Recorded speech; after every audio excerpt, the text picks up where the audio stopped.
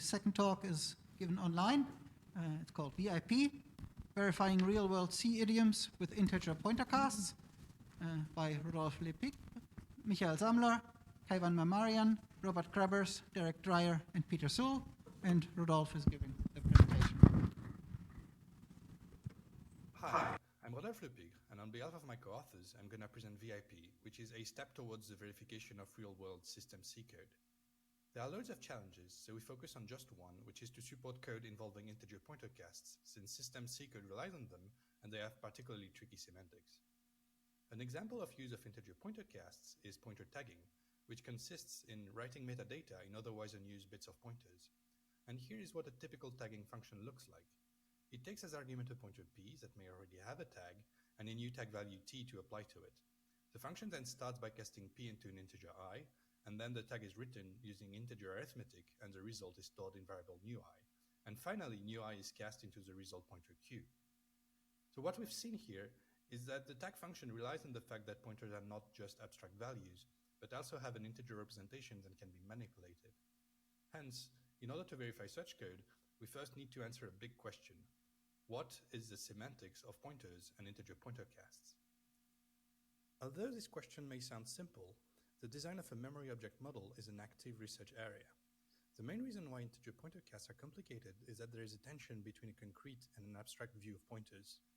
In a fully concrete model, where pointers are represented as simple integers, integer pointer casts are trivial identity functions. However, such a model is not sound with many optimizations performed by compilers like GCC or Clang. Dually, in a completely abstract model, where pointers are abstract entities, many standard optimizations are justified, but code like our pointer tagging function is not supported. So, in a way, the concrete model is too concrete, the abstract model is too abstract, and what we want is something in the middle that is just right. And that's what we've called a Goldilocks memory model. In fact, there has already been quite a bit of previous work on the design of such Goldilocks models, and amongst them is PNVI AEUDI, or PNVI for short, and that is the model upon which our work is built. So, you might wonder, if PNVI is already one of these nice Goldilocks models, why not just take the paper where it is described, implement it in a program verification framework, and get done with it? After all, PNVI is a pretty good model. It has been substantially validated against not only the C standard, but also de facto practices when they happen to diverge from it. It is also mostly compatible with the optimizations performed by compilers like GCC or Clang, and it might even become part of the C standard in the future, or at least is currently the preferred option.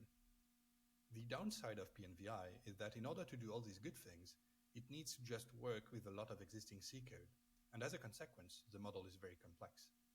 For instance, PNVI has to deal with integer-to-pointer casts for pointers whose address points both at the start of an allocation and one past the end of another, and it does so by tracking both possible provenances at once until a choice becomes necessary.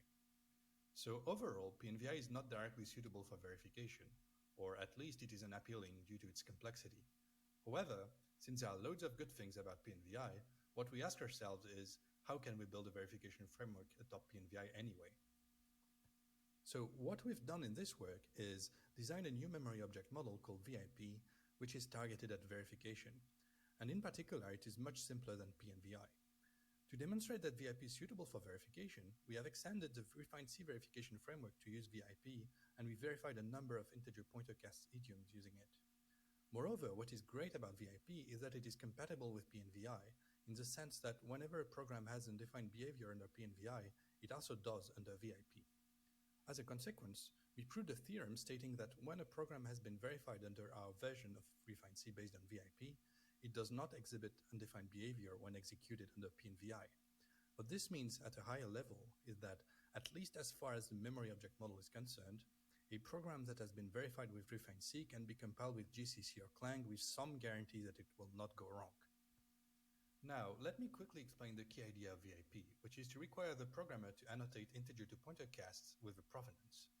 Intuitively, a pointer's provenance identifies a corresponding allocation, and in both PNVI and VIP, pointer provenance is what enforces that the model is abstract enough to support compiler optimizations. Going back to our pointer tagging function, we can make two observations.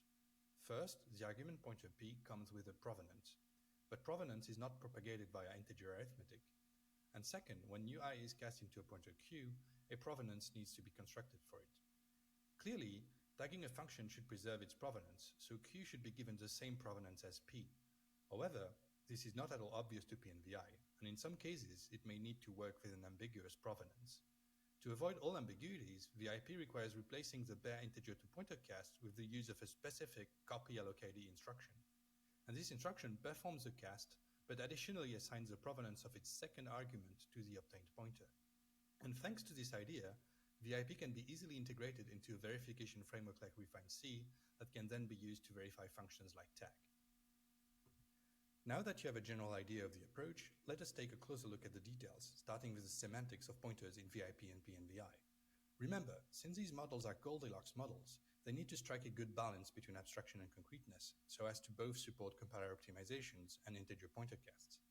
And pointers are thus represented as a pair of a provenance and an address. On the one hand, the address makes pointers concrete and gives them an integer representation. And on the other hand, the provenance introduces some abstraction by restricting how pointers can be used. In particular, a pointer is only valid for accesses if its address is in the footprint of the allocation identified by its provenance. And the only way to create a provenance is via allocation, which assigns a fresh provenance to the resulting pointer. And this provenance is then preserved by pointer arithmetic as long as it remains within the bounds of the allocation. However, importantly, there is no general way to create a provenance out of thin air, which is to say that one cannot create a usable pointer out of thin air. And that's a very good thing, because if the model allowed that, then it would invalidate many interesting optimizations, exactly like in a fully concrete model. Okay, so now that we know how pointers are represented, let's see how integer pointer casts are defined. We're going to look at both directions, but let's start with the easy one, which is pointer to integer casts, here shown on the left. So if we want to cast some pointer with provenance P into an integer, what we do is that we simply forget about the provenance and just keep the concrete address. And that is roughly what happens in VIP and PNVI. Now, let's look at the more interesting case, integer to pointer casts, shown on the right. If we want to cast some integer into a pointer, what we need to do is produce both a provenance and an address. For the address part, this is easy. We simply use the integer as address. However, the question is now, what provenance should we use? And that is where things start to get complicated, especially in PNVI. So, how does PNVI build a suitable provenance in the case of our example? The answer is that it needs to inspect the heap, or more precisely, certain metadata related to allocations. And these allocations are shown here using a red square to identify their footprint, and the corresponding allocation identifiers appear on the far right. And in fact, the only allocations that we care about and represent here are those that have not yet been deallocated and that have additionally been marked as exposed. And an allocation is exposed when its provenance has been leaked, which typically happens when a pointer with that provenance is cast into an integer. But in simpler terms, the allocations shown here are those who could potentially be used as provenance when casting an integer into a pointer. Now, going back to the pointer we were creating in our example, we can see that its address points somewhere in the middle of allocation 7, and so this is a relatively simple case. Since 7 is the only suitable provenance, 7 is picked. Now, if the address does not lie in the footprint of any live and exposed allocation, then the situation is similarly simple. Since there are no suitable provenance, an empty provenance is used, and the resulting pointer is not valid for accesses. However, there is a third kind of situation that may arise, and that is the source of much of the complicated nature of PNVI. What if our address points at the start of an allocation that is immediately preceded by another, both allocations being alive and exposed? In that case, just picking 7 is not right. Indeed, it is not the only choice due to the fact that in C, a pointer to an allocation is also allowed to point 1 past its end, and hence 3 would also be a possible choice here. So since there is no way to tell what the right choice is, PNVI relies on the symbolic provenance S and avoids to make a choice until it becomes necessary.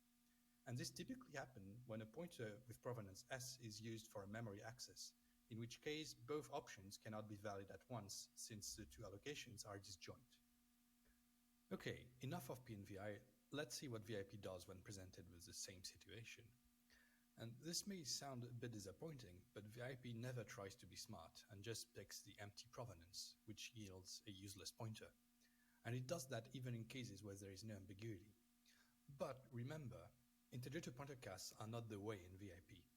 As we saw earlier, the key idea of VIP is precisely to replace integer to pointer casts with a specific copy allocatee instruction. And this instruction lets us pick the provenance of the result using an argument pointer from which the provenance is copied. And so instead of ending up with a pointer with an ambiguous provenance that could be either 3 or 7, we instead obtain a pointer with exactly the provenance we want, in that case 7. And contrary to the pointer obtained using the cast on the left, the pointer obtained via copy_allocd is valid and can be used for accesses. Now, since programs running under VIP rely on the copy_allocd instruction, you might wonder, how can we interpret these programs under PNVI since PNVI does not have the instruction? In fact, the statement of our main theorem, which I showed earlier, was incomplete, since it ignored the fact that VIP programs do rely on copy_allocd. And it should really say something about the implementation of copy_allocd under PNVI. But what should its implementation look like? Well, the main role of copy_allocd is to perform an integer-to-pointer cast, so it should look somewhat like this.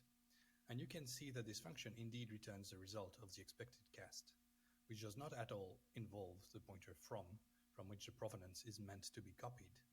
However, there is a problem with this implementation, and it arises when the from pointer has a provenance that has not been exposed in the PNVI sense, meaning that under PNVI, this provenance cannot be used on an integer-to-pointer cast. What this means is that there are programs for which copy_allocd returns a valid pointer in VIP, but a pointer with an empty provenance under PNVI. And that's bad, since our theorem relies on the fact that VIP has more UB than PNVI. And that lemma is simply false with the implementation I'm currently showing. However, that can easily be fixed. The solution is simply to ensure that the provenance of from is exposed prior to performing the integer-to-pointer cast. And all we have to do for that is insert a dummy pointer-to-integer cast, whose result is never used. And this dummy cast is of course not just for show. It actually influences the optimizations that compilers like GCC or Clang will perform.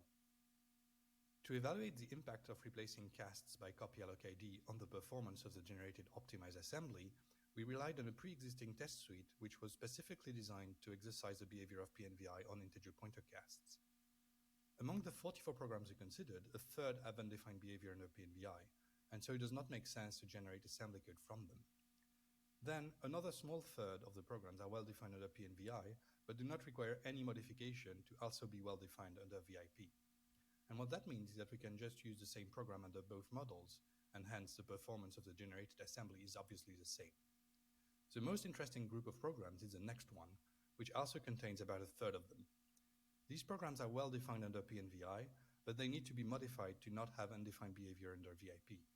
And that just means inserting copy_allocd here and there. For each of these programs in the green group, we compiled the original code as well as the modified version using GCC, and we obtained the exact same optimized x86 assembly code. So there is no difference in performance between the two versions. We also ran the same experiment with Clang and got the same result except for one example. However, the difference is small. It only concerns the setup of a call to printf, and the instruction count is the same anyway. Now, you may have noticed that two programs are not accounted for, and it turns out that these two programs are well defined under PNVI, but cannot be made to not have undefined behavior under VIP. And this points out to one of the limitations of this work, which is that to use copy_allocd, you need to have a pointer with the right provenance on hand. That seems to be the case most of the time for practical examples, but there are programs like those in the red region for which this is not true. Using the same test suite as in the previous slide, we also empirically validated our main result. That is, the lemma saying that VIP has more undefined behaviors than PNVI, but that when a program has defined behavior under both models, then the behavior is the same on both sides.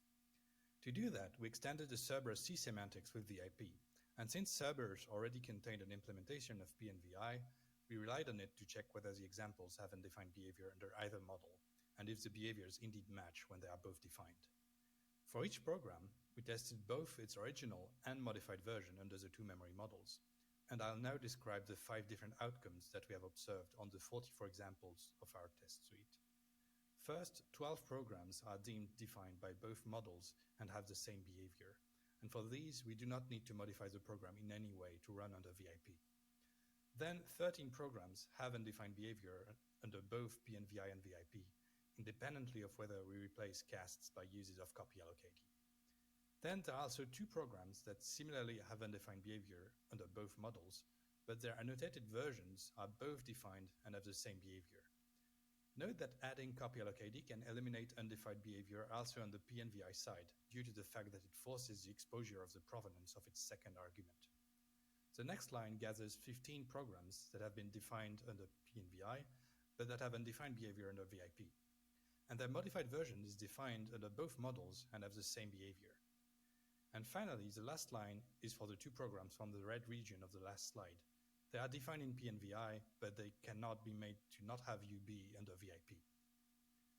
Now, for our soundness result, what is important is not to have a program that, at the same time, has undefined behavior under PNVI, but is defined under VIP. And there is indeed no such program here. You can see that in the two lines where the original program has undefined behavior under PNVI, it also does under VIP. And similarly for the line where the modified program has undefined behavior under PNVI. However, it is perfectly fine to have a program that has undefined behavior in VIP and that is defined in PNVI. In other words, VIP can have more undefined behavior than PNVI. Okay, so in this talk, I have mostly been talking about the memory object model side of VIP and not very much about program verification. But an important part of this work has actually been to extend the RefineC verification framework to support VIP and to use it to verify programs relying on integer pointer casts. To show that the obtained system is suitable, we have conducted 4 case studies. We wrote the code for the first two ourselves, but they are meant to exercise two standard manipulations of the integer representation of pointers. The first one is a pointer tagging library, a function from which you have already seen. And the second is about using the underlying bytes of pointers to store unboxed integer values, as is often done in languages runtimes, for example, in the OCaml runtime. The next 2 case studies consist in verifying real-world system C code, a simple page allocator from the PKVM hypervisor, and a lock ordering function from the spinlock library of the Hafnium hypervisor. To give you a feel of what it means to verify code involving integer pointer casts in RefineC, I'm going to conclude this talk by taking you through the process of verifying the tagging function from earlier.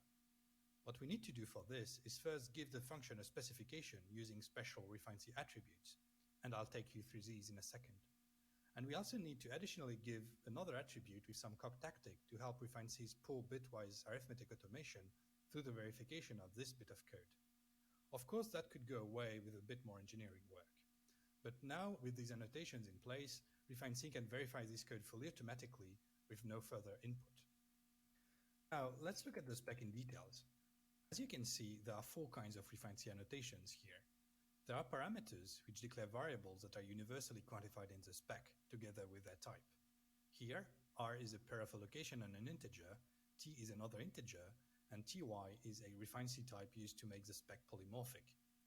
Then the args annotation gives RefineC types to the arguments of the function. So the first argument is specified to be a tagged pointer, and that makes sense since the function can be used for retagging, and a suitably aligned pointer can always be seen as a tagged pointer with tag value 0. The second argument is given the type of an unsigned 8-bit integer, as expected from the C type. Note that RefineC uses refinement types with the at notation. Here, our integer argument is refined by t, which constrains our parameter t to be equal to the tag value specified in the argument. The next annotation contains 2 preconditions. The first one constrains the tag value given as second argument so that it is a representable tag value. The second precondition is a bit technical, but it constrains the type of the memory pointed to by our tagged pointers. And finally, the last annotation specifies the RefineC return type of the function.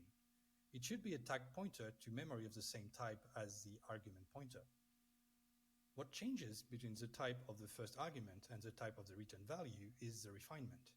As you might have noticed, our tagged pointer type is refined by a pair giving both the memory location that the represented untagged pointer points to and the tag value stored in its representation. And so you can see that in the return type, the tag value has been changed to t, but the location is the same as in the argument, so the old tag value was replaced. And that's it for the spec. With that, I'm done with my talk. Thank you very much for your attention. And if you want to know more about VIP, please have a look at the paper. It contains a few things I did not have time to present, like our special handling of round-trip casts.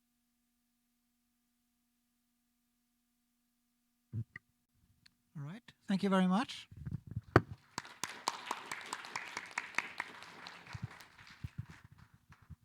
And I see there are some questions already online. Can we show them?